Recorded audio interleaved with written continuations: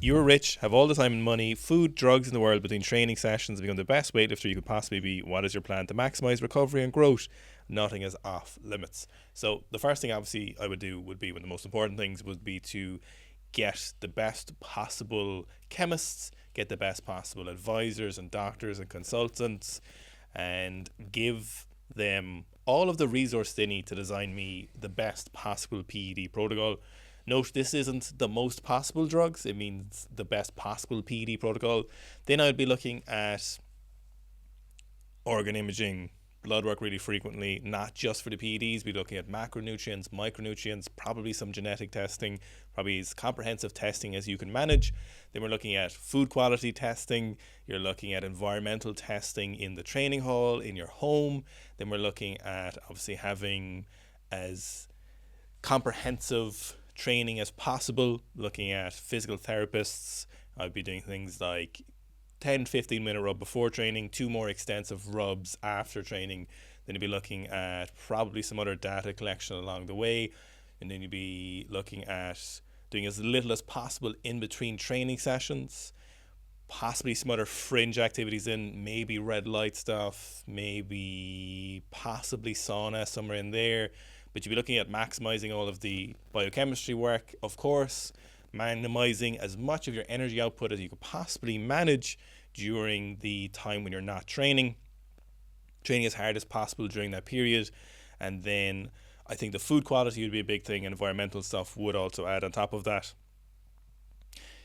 It wouldn't be that crazy if you think about it. If you were to add up all of the resources that would take, that's essentially what a lot of teams do. If you look at maybe China currently, or Kazakhstan, to varying degrees, they'll do most of that stuff. Now, they're not going to go to the full extent of, say, the food testing. They're not going to look for absolutely everything, although they might in some cases. You're not really looking at anything radically different there that any other team is doing currently.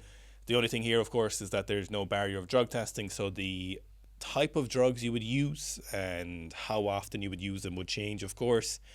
But I think you'd be surprised with how many tests are passed not by good chemistry, but by political sway in the modern era. There's this idea, I think, that just on the topic of weightlifting, that imagine if today's weightlifters could take the drugs that the weightlifters in the 80s were taking, or the 90s or the 70s. But drugs have advanced, and the understanding of drugs have advanced massively. There's people now who have such comprehensive knowledge, and there's people who don't really need to worry about failing drug tests, that the drugs that are available now and what people are doing would probably blow your minds. That's just to tangentially move on to something there where people are wondering about, the drugs back then were much greater and purer, and that's just really not the case. What really goes on is, we'll obviously never know the full extent of, but when it comes to what I would do now, would be just maximizing every variable possible and trying to ensure that you could have the best water, the best food, the best drugs, soft tissue work when needed, the best recovery environment, making someone a butler with a stick to tell me go to bed on the right time, whipping me when I stay a minute over that time, someone just to take my phone away from me an hour before bed, someone following me around with a candle to guide the way and make sure that I don't look at any lights. The house is fully dark, whatever time of year it is. Say in Ireland, for example, it doesn't get dark till like 11:30 during summer sometimes, so you've got this minimally lighted environment. All those things like that would be incredibly extravagant, they would all add up to some extent. That's probably what I would be doing. I'm going to add to that a small bit. And obviously, all those factors Owen talked about are really important. But the other factor that's incredibly important is keeping you very, very motivated and on path. So assuming here you've done all those things, all the physiological conditions are there, I'd also be getting 3 very good training partners in to train with you. I forgot about that. So I'd fly someone in, whether it's flying Miso in to train with you, or somebody who's on the up and up. Get basically a small crew of athletes around, people who are not necessarily pushing you in your weight class or even pushing you in terms of the numbers you're lifting, but really good people around you who are going to be training at the same time. You'll have that feeling of community. You're doing similar enough things in your training sessions. That kind of burden being shared by a team of people makes a huge, huge difference. And it's definitely something when you look at the teams who are doing well at the moment and teams who do well historically, they all have that strong crew of people around them. So everyone's pushing towards that major goal. It's something which is amazing when you look at someone like Hampton Morris or Miso Hisano, when most of the time they're training on their own. Now, they might have athletes filing in and out of the gym and doing sessions around similar times, but generally speaking, they're not part of a team environment. When you look at most successful lifters in history, they're in very competitive teams. Other people on those teams are doing well, and that kind of rising tide, raising all boats really, really does make a massive difference. The last thing I would add to that is I'd actually take almost all the money away from the athlete. And it's something where across all sports you see it time and time again. As that success starts coming and as those resources start becoming more and more abundant, people just tend to fall out of that thing of working incredibly hard. Kipchoge spoke about it, whether his kids are going to be marathon record holders. He said absolutely no way, they're getting brought to school in a Mercedes-Benz instead of running there.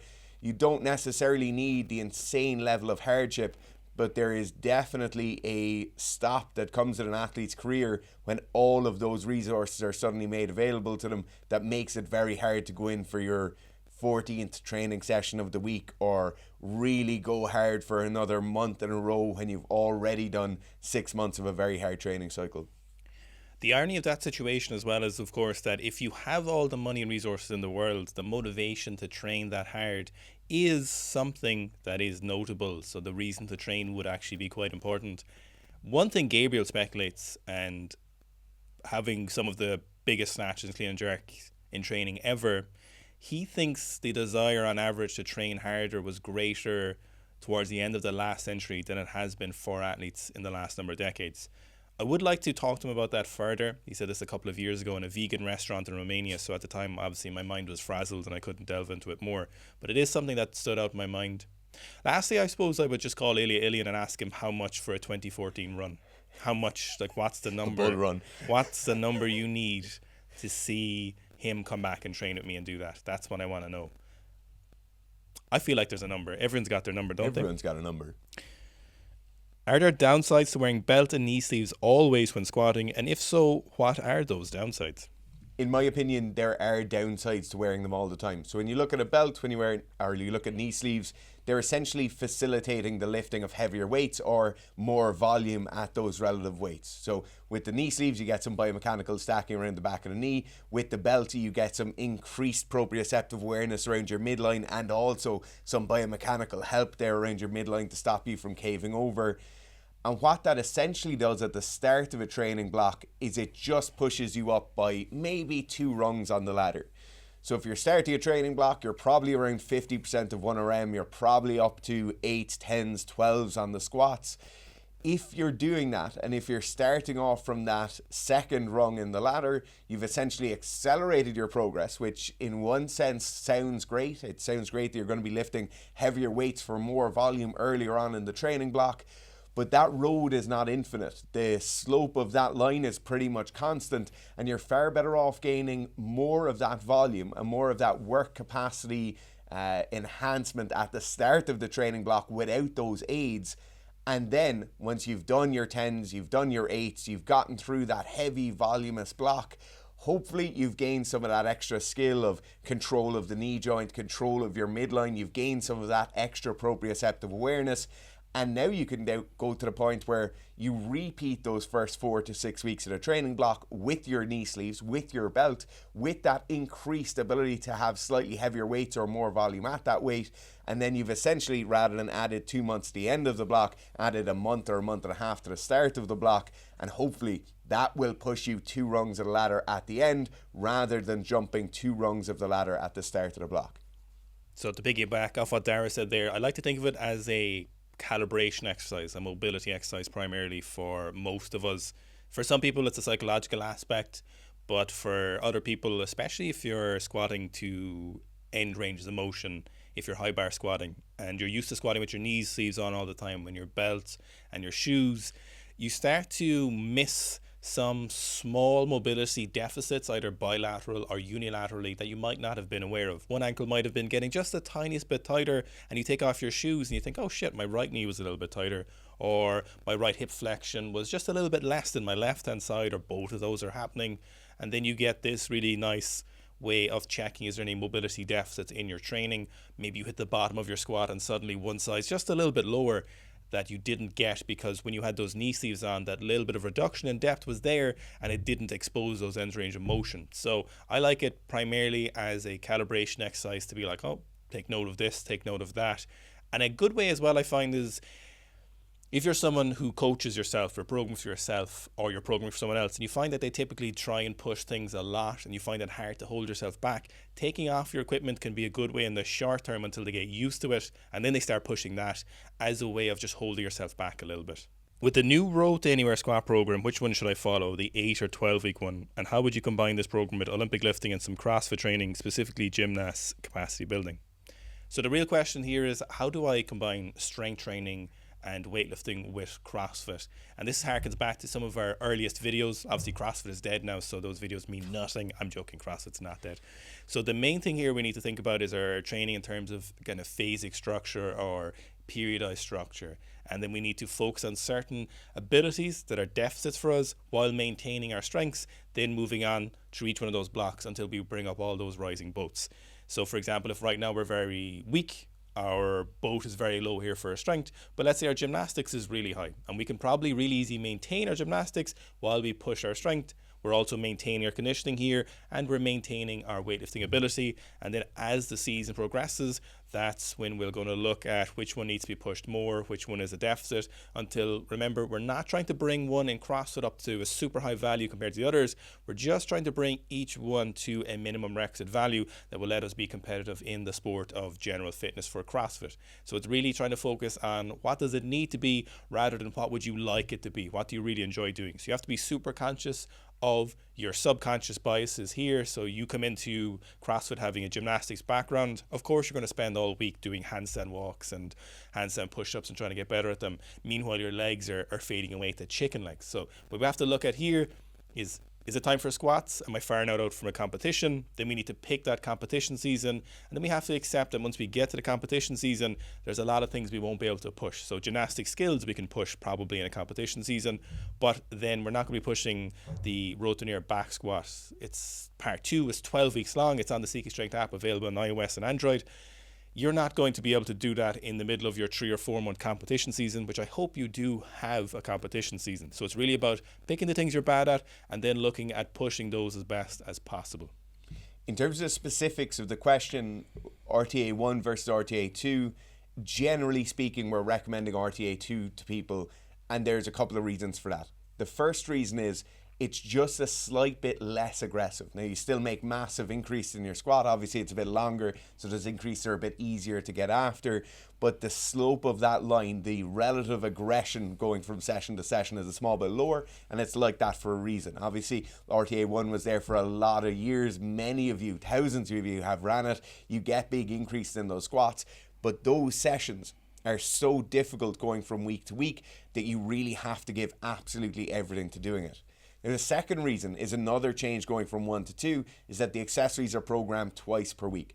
Obviously, when that slope of the line is slightly less aggressive, you're able to get more accessory work in there, and that's purely from looking at the results of those thousands of people, and it's the accessories are what the real important piece is here.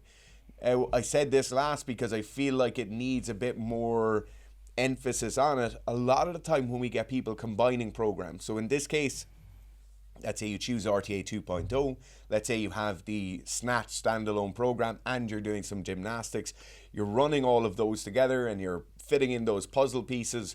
As you're doing those, people tend to cut out the accessory pieces as a way of making it a small bit more efficient, or as a way of just joining them in so the sessions don't become massive behemoths of training sessions.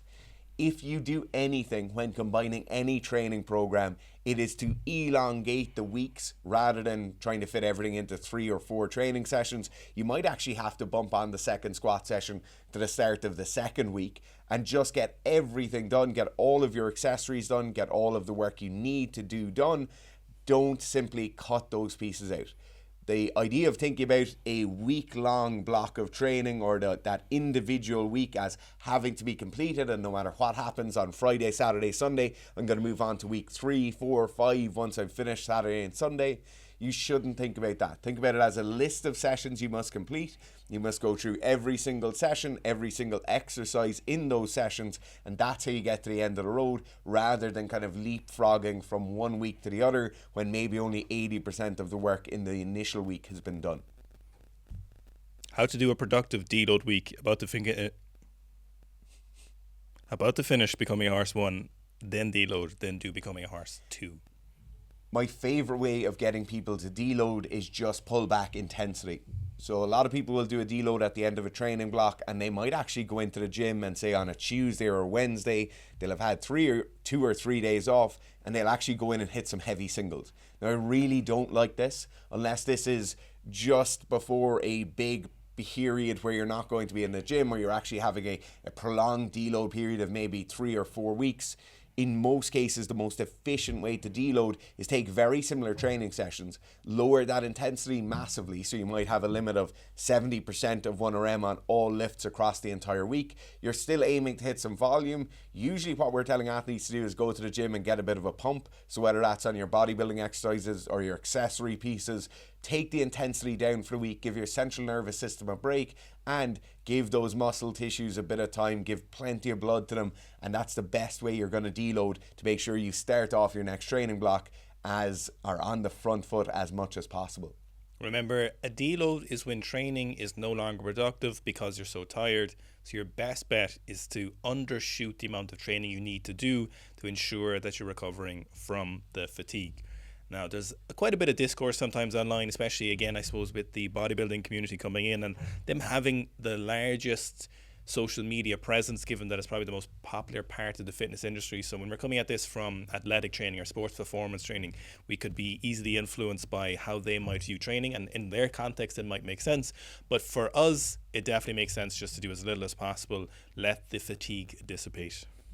What would be the best minimalist program for an Olympic weightlifter in terms of exercises, sets, repetitions, training per week, and rest between sets? Why don't we'll just coach you for free, Zach. There's no problem. Just get that whiteboard out there. So we've done lots of videos like this, but we can do more again in the future, of course. The reason why I laugh at this question is because you're essentially asking for free coaching. And I understand they're always innocently asked, and this happens to every coach, so we're not actually annoyed at anyone. But I will give you a quick answer. 1 snatched focus day, 1 clean and jerked focus day, and 1 strength day. So it might be snatch variation, one or the other. Snatch pulls, back squats. Clean and jerk variation or clean and jerk. Clean pulls or deadlifts, front squat. Then overhead squat, jerk, back squat again, lower back and accessory work. For powerlifting coaches, how do you mix mid-bar back squat and low-bar back squat in their training? Any issues you found with making mid-bar back squat the main variation away from competition prep?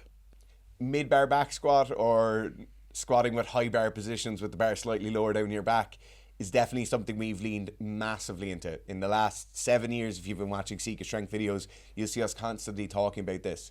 This is by no means a new idea. When you look at some of the best powerlifters to have ever done the sport from way, way back, people like Eddie Cohen are going to talk about training the high bar back squat, training that leg dominant form of squatting for most of their training cycle. Then as you get closer to competition, you bring in the low bar back squat, small but more efficient. You can lift slightly heavier weights. The range of motion is lower, and it's a better tool in competition for lifting the heaviest weights. You can think about this the same way as benching with that super wide grip and a big arch, lower range of motion, the ability to lift heavier weights, but not a great training tool. And it's the very same thing with the low bar back squat. Generally speaking, most of their training cycle, you could say 2/3 or more of the training cycle is going to be massively focused on the mid-bar back squat or high bar back squat with the bar slightly lower down.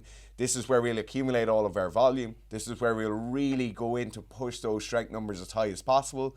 And then if that's a 4-month long training cycle, at the end of kind of month 2 or halfway through month 3 of that training block, we'll start bringing in some low bar practice. This is all being said with the context around it that person has practiced the low bar back squat before. If you're somebody who's just getting into powerlifting, you're just trying to get to your first competition or maybe do well at your first or second competition, The low bar back squat will take a small bit more time, and in that case, once per week they'll have some low bar back squat practice in there, but we're not using it as the main driver of strength adaptation. You're still squatting with those high bar positions for most of the time. Most of those heavy volume sessions will be done in those high bar positions. It just leads to far better development in the long run.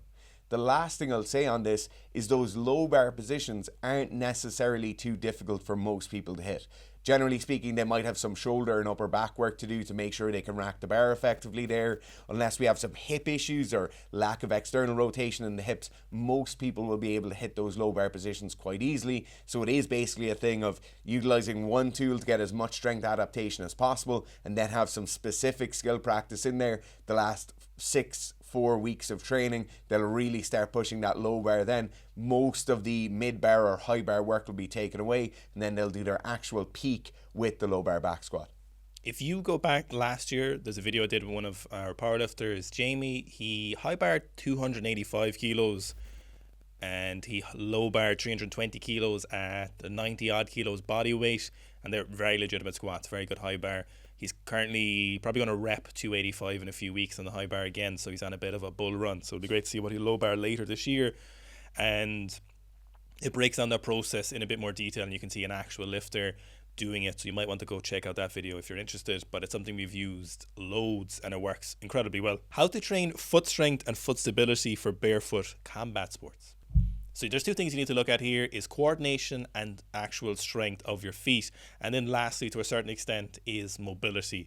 So the ability to move through a full range of motion will play a strong part in that strength and the coordination of your feet. So a lot of times when people injure their feet, it's not often a case of that their foot wasn't strong enough to hold a position. It was that their foot was put in a position that was unobtainable to withstand the position. There was a huge amount of force that no matter how strong your feet were in a realistic setting, it was always going to get hurt or injured.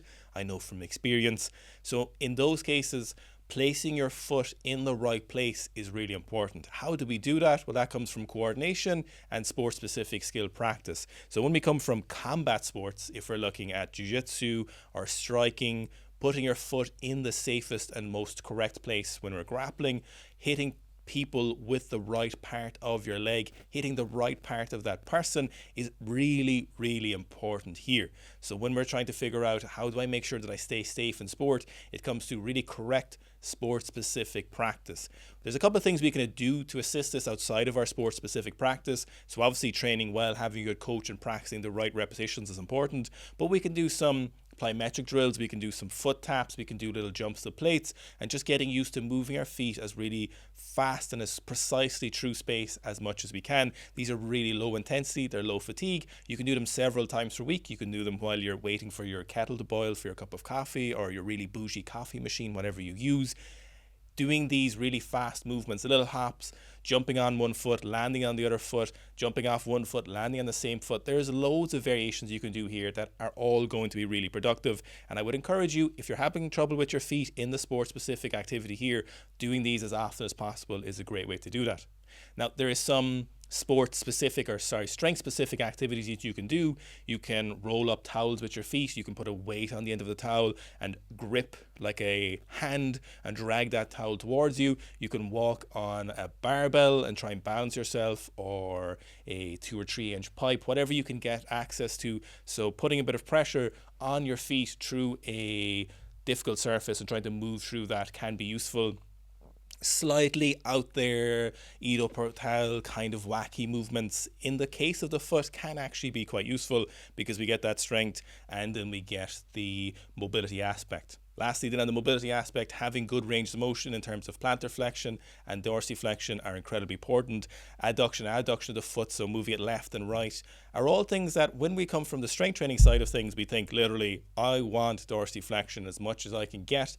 But when you combat sports, there's a great chance your foot is going to be in any one of these very painful ranges of motion or dimensions that you need to work on. So being appropriately conscious of how much range of motion you have. Can you increase it? Should you try increase it? There is, of course, if you look at straight leg foot locks or ankle locks or similar in jiu-jitsu, people will try and extend their foot as much as possible and they will lose all stability in their feet, which on one hand, it's great if you're going to try and grind your way through some kind of submission or joint lock, but on the other hand, then this isn't great for the stability of your foot, and ironically will increase your chance of getting injured elsewhere. So there's a couple of different dimensions we need to look at here. Obviously, it's very important, as I learned last year, but it can be rectified if you pay a bit of attention to it. How should one train for speed extensively? Effort, duration, rest between sets, number of efforts per workout, frequency and periodization. Another programming question. Free coach for free there. Come on. Yeah. All right. So come on. Let's go. Let's see it. Day 1, session 1 a.m. We're only joking about those, well, by the way. The problem here is, so people obviously get faster by sprinting faster. You do more faster sprints and you become faster. The issue with speed training specifically, though, is that there are a number of pillars that your speed relies on, or that your speed sits on top of, and that no matter how much sprinting you do, you'll always have that ceiling, right? And there's a couple of these. The first one is general work capacity. If you do not have the capacity to do a legitimate amount of training in a sprint session, you're never going to get enough sprinting done, and your ceiling will be limited. The second area is you might not have the actual capacity to contract your muscles hard enough.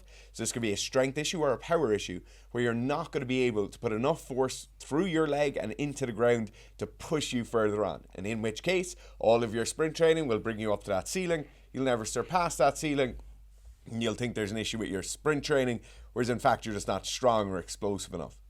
The final one of these pillars then is the technique and the running pattern that you need to be able to move quickly. So you might have somebody who is phenomenally fast and explosive. They might be genetically predisposed to being a very fast runner. They might have amazing work capacity from maybe playing a field sport or doing a lot of run training on their own.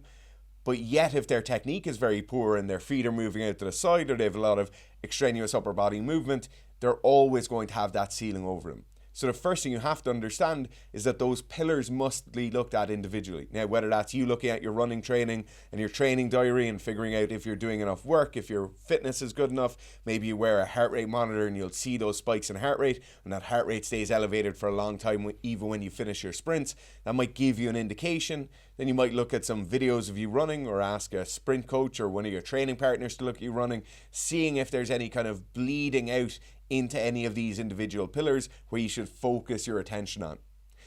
Now, getting back to your question, and this is down to the specifics of what sprint training actually looks like, there is a general rule of thumb here, right, with sprinting, with plyometrics, with explosive and speed work, that once your sprinting gets slower and your jumping gets lower, you stop doing it. And that is certainly true, right? If you're looking for top end speed, top end explosive work, once you start running more slowly, you should stop the session. Now, people come at this and use this as a rule and now suddenly do almost no sprint training. So they might be programmed to do 8 200-meter repeats or 6 800-meter repeats, and suddenly they'll start seeing their times coming down and they'll say, I'm no longer moving quickly, I'm going to stop doing the training session. In that case, you've probably programmed your pacing or the overall volume of that session incorrectly, and that's why your times are coming down. So it's very important when you're looking at the broader scale plan for your sprint work, you don't go to the track on day 1 and sprint your ass off, and then go to the track on day 2 and sprint your ass off, and go to the track on day 3 and sprint as fast as you possibly can. That's not how this works. In the same way where Owen doesn't go to the shed tonight and put his maximum squat on the bar and squat it as many times as he can, and then go to the shed tomorrow, put as much weight as he can on the bar and squat it as many times as he possibly can. You have to look at incremental gains, whether that be in overall volume of a training session, whether that's overall intensity across that same volume, or whether that's just standalone intensity or speed of sprinting. You need to be incrementally building that over time. So when you're looking at this in case of how many sessions per week, generally speaking, you'll need probably 2 sessions per week with your sprint work. You certainly don't need to be getting up there where you're sprinting every day, but probably anything less than 2, you're not really specifically going to be driving speed adaptation. Certainly your skill development will get better, your work capacity may get a bit better, but 2 times per week is probably best for most people. In terms of the amount of work in a training session, I'm going to bring you back to that rule of thumb with once your sprint times go down, you stop training. That is true when you're peaking and you're just before competition or just before testing. but you should still be working very hard in those training sessions. So maybe you're someone with a slow start, you need to be working hard in the acceleration work, working hard on whatever it is you're doing to get you a better start. Maybe you're somebody and your top end speed is quite poor, your technique breaks down once you're at that top speed portion of the race. In that case, you're going to need to work in that particular bracket for quite a bit of time. So don't come at it with the point where speed sessions are kind of loose and easy and you've nothing to really do in them. You still need to be working hard to make those gains in your speed training. One thing to piggyback off that is an easy way of clarifying how long your sprint training should last in terms of the specific speed phase is that the time to hit your new potential speed is actually quite short. We're talking 6 weeks, maybe 8 weeks. If you're really well trained, in a lot of cases, you can probably get there in 6 weeks. Like if you're hitting rolling blocks of good sessions and you've been training properly year after year, year after month, if you're in good shape now, and to be honest, even if you've been in good shape in the past and you have a big break, your time to your new or your current potential speed, max speed, is really short. Your body's ability to realize that once you give it the opportunity is really quick. We're talking really short. And this doesn't just go for people sprinting on the ground, cycling, swimming. It's all quite similar to the most part, that going from the time when you are at your start of your speed phase to hitting your new max speed, if done correctly, is actually reasonably short. So try not to think of these things in, okay, it's 3 months of a speed block ahead of me. In reality, it's 6 weeks, maybe 8 weeks, assess what's going on. Now, it's easy to maintain that speed to a certain extent for an extended period of time, hence what people need to do in athletics and games, etc., of course. But if we're purely looking for one fast event and then reassessing and training again, it's pretty short. Hey lads, I want to help my 67-year-old father essentially start an exercise routine. Served for many decades, works with his hands, but wants any advice on how he should start a plan. The first thing here is just start doing some exercise. Now, this sounds quite funny and it sounds like a throwaway comment, but you just have to get them started somewhere. This might be something like both of you going out and playing paddleball once a week. It might be something like making the morning walk or the every second day he goes for a walk, making that a bit more of a structured exercise rather than just kind of strolling along. So for many people, as they're aging, they need a small bit more load through their frame. It might be something as simple as a weighted backpack, or maybe just even holding weights in their hand as they're going for a walk. Even a kilo or two in each hand makes a huge difference here. The biggest thing you can do, though, is find a good facility where there's maybe a master's training class or an over 55s training class. Find that, bring them there and get them to do it. Now, there is a certain amount of vetting needed here. It's certainly something I would say is more important than when you're just trying to find a general training facility or a CrossFit gym for you to go to yourself. Definitely with those older age groups, you want to make sure that there is a sufficient level of coaching there where scaling can be brought in, also an understanding of any underlying conditions or things that might be going on in terms of health-wise with the athletes themselves. There needs to be a fairly high level of coaching, but that is the number one thing. So a strength and conditioning class that they'll go to, I definitely think twice a week for most people is going to be absolutely life-changing. Now, these classes are expensive, these coaches are expensive, and it is somewhat of a drawback, but I could not recommend something strongly enough than trying to find a training group. Maybe it's in the local community centre, or maybe it's in your strength and conditioning facility 2 towns over, but even twice a week will make an astronomical difference to quality of life and health outcomes. What was your experience with overtraining like? How long did it take you to recover? Question for Owen. So the experience with overtraining was pretty unpleasant. The actual peak of the overtraining event was a pretty tumultuous event. I can still remember the day when I was going into the lab and I just started feeling terrible. It just peaked, and I've never had an explosion of liquids coming out of either end at any other point in my life. It was just, I lost so much weight in several days. I'd been training really hard for just several years on end at that stage. That particular year, I'd gone to Europeans, I'd won nationals, I had to qualify for Europeans, and I had to qualify for nationals, and then I had to qualify for Europeans the next year, and then we did the Celtic Nations, and then I had 2 major shoulder injuries, and I was just training non-stop. And then after the Celtic Nations that year, which we'd won for the first time in like 20 years, I literally the next day started squatting, and there'd been some very stressful events in life outside of training that point, like finishing college, trying to get everything done while going to Europeans, and all that stuff added up. And just the cherry on top was when I started training really aggressively again. I couldn't lift my arm over my head because my shoulder was so sore, so I just started squatting loads. And then eventually I lost, I think it was like 6 kilos in 4 days. It felt terrible.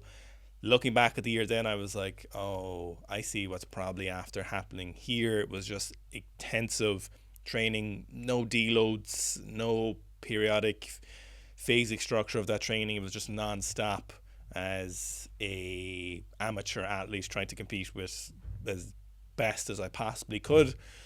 The time to recover actually wasn't that long. That probably would have happened in about September, and then I think by February I hit my first 300 kilo total.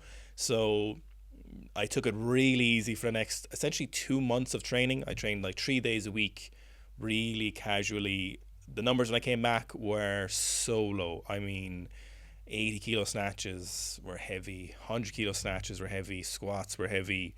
Everything was really hard when I came back, but it was because I was so detrained and obviously so overstressed. I used to have those really sporadic awakenings during the night where I would just wake up and I would be fully awake, fully stressed, heart rate would be through the roof, then I'd fall back asleep again immediately after.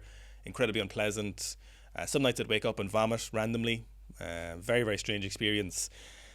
The clinical signs are there. There's this idea, and again, this probably, I don't know where exactly it comes from, that overtraining isn't real. Overtraining is definitely real. I will say overtraining and overreaching can be hard to distinguish from, but overtraining is definitely something that's actually quite hard to reach, but you can reach it if you were push yourself to the limit. So I would say the recovery time wasn't that bad. If you look at the literature, the clinical literature, overtraining has no cure per se. It's somewhat perplexing to researchers as far as they can distinguish. The times they give can be anywhere up to 6 months or beyond, maybe longer. Seems endurance athletes, if they hit a point of overtraining, need even a longer time to recover. It seems to be something very stressful about returning to the events, specifically for endurance athletes, which is quite weird. But for me, it was something that once I took an extended break for long enough, I ended up back in a position where I was able to train again, and I really did learn my lesson. You'll see this manifest in athletics, specifically in the female population, with the female athlete triad syndrome, where they're undernourished or essentially malnourished. They're in a position where they're being forced to lose weight, they're being told to lose weight, or it's a decision they're making themselves. They get very skinny, they lose muscle mass. That's a really well-known one, a really well demonstrated and documented example of overtraining, and it's something that's definitely real. To be honest, I've never really encountered another athlete in the last couple of years who's experienced it if we're dealing with them, because it's not that hard to avoid. I just really did all the wrong things in general. Apart from objectively looking more cool, true, is there any major benefit from stamping harder or catching a snatcher clean, especially near maximal weights? Right, so there's 2 clear benefits, right? That's 3.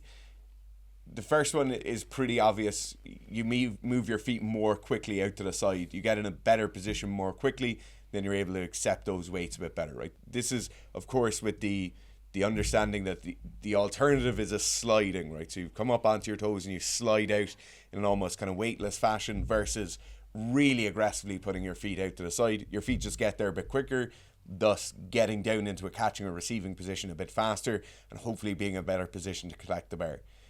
The second reason is far more important, and the second reason is a reactive contraction of the relative muscle groups because of the impact with the floor. So I want you to think for a second, you're standing in front of your hob or cooker at home, you put your hand on the hot plate. When it's turned on, you're going to pull your hand back ever before you feel pain. And what happens there is an afferent nerve signal goes from the skin or the relative muscle pieces in your fingers. That afferent nerve signal travels back. Once it hits your hand, it hits a slightly bigger nerve bundle. And once it comes back here, your forearm will contract, your biceps and triceps will contract, your shoulder will contract, and everything along that afferent nerve signal before it ever goes to your brain to process it as being pain will have pulled your hand back. Think now, instead of having a hot plate here, you stamp your foot down on the ground. Once you stamp your foot on the ground, that afferent nerve signal going from the skin or the sensory organs around there will travel up through your calves, your quads, your hamstrings, your glutes, your back, everything before it ever gets to your brain to think about contraction. Now, these are split-second things, right? Those nerve signals are traveling at the speed of light up along your nerves. The difference between a immediate contraction when your foot hits the ground and you having to process your foot, taking the weight on your feet and then contracting those muscles, is a split-second thing. The problem is in the sport of weightlifting, those split seconds matter hugely. So the more aggressively you plant your feet, the stronger those afferent nerve signals are, and it makes that contraction stronger as it goes up along that chain. And then it gets to your brain then processes it, sends out neurotransmitters along, and you make those contractions even stronger. So the real key to moving your feet aggressively out to the side is that you get that afferent nerve signal and an efferent nerve signal to contract, making for a much stronger catch position. Lastly then, and this is a small bit of a side note, is there is an element of audible cueing when you move your feet out to the side. So that audible cue might be a crisp hear or sound signal going to your ear. That crisp sound of your feet hitting the floor is an immediate positive. You know you've moved your feet correctly. Your feet are probably in the correct position because they've made that nice stamp. You don't have that shuffle foot of one hit and then one hitting afterwards. All of these things will be somewhat negative feedback. So if we can be more aggressive and more precise with our foot movements, we have stronger catch positions, we have better catch positions, and then we have that positive feedback through the auditory cues of I've moved my feet to the side, I can now drive up into the barbell aggressively as I catch it. So some guy called Garth asked, if you cook pasta and you put cheese in it, but then you let it go cold, you've calculated the macros, the day after, if you add more cheese, you can discount yesterday's cheese from the macros, is correct, I think. Yeah. Oh, because it's been melted and then came back? Yeah, I think that's... Can we I just think confirm? if the cheese has melted into the sauce, it no longer counts as cheese. I think that's correct. Yeah, I think so. If I add cheese to my pasta this evening, yesterday's cheese doesn't count. I think that's pretty strong logic. That's a question I have. I mean, a guy had. Thanks for all the questions. There was a couple more there that we wanted to get to, but we're kind of at the limit of how long we want to keep these episodes. If you have any questions, leave them below. If you want to check out the Sika Strength app on iOS and Android, check that out for a lot of your training questions. You can ask you can ask the coach bot on the app to answer some of these questions and see what you get. And check out the Sika Strength newsletter. It's a great newsletter. Dara writes them. Only us. No ghostwriters. And they're good. Lots of great feedback on the newsletter. Really high open rates, which is fantastic. So people are really engaged with it. No advertising yet. There will be. But subtle. It's really about information for the newsletter. Yeah. It really is. The newsletter is about getting information for questions like this out there. And then if there's a little bit of advertising, you guys won't mind, will you? You signed up to the newsletter. So, I mean, I think we've sent 50 or 60 newsletters so far and there hasn't been a pick of advertising. No, there actually hasn't. That's very true.